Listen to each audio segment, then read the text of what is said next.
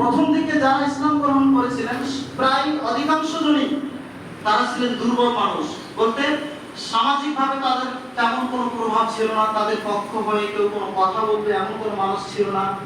এই ধরনের দরিদ্র, অভাবী, প্রভাবহীন যারা মানুষ তারা ইসলাম গ্রহণ করলেন। অবশ্যই প্রভাবশালী কিছু মানুষও ইসলাম গ্রহণ করেছিলেন, তবে তাদের সংখ্যা খুব কম ছিল প্রথম দিকে। তো যখন মানুষ ইসলাম গ্রহণ করতে লাগলেন তখন মক্কার যারা কুরাইশ মুশরিক কাফের যারা ছিলেন তাদের কাছে এই ব্যাপারটা অসহনীয় হয়ে উঠলো এবং একমাত্র আল্লাহর ইবাদত করবে, আল্লাহকে মেনে নেওয়ার ব্যাপারটা, আল্লাহর ইবাদত করার ব্যাপারটা তাদের কাছে গ্রহণযোগ্যতা ছিল না, তারা মেনে নিতে পারেনি।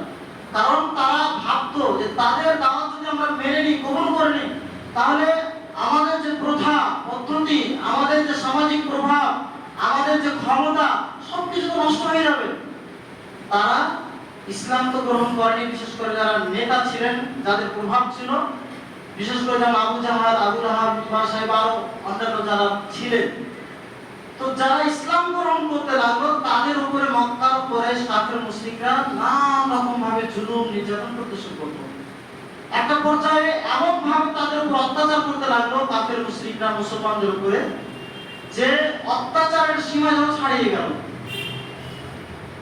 আমরা অনেক সাহাবীর ব্যাপারে এই ক্ষেত্রে আমরা ঘটনা জেনে আছি, আমরা হয়তো অধ্যয়ন করেছি। বিশেষ করে যেমন বেলাল রাদিয়াল্লাহু তাআলার ব্যাপারটা আমরা জানি।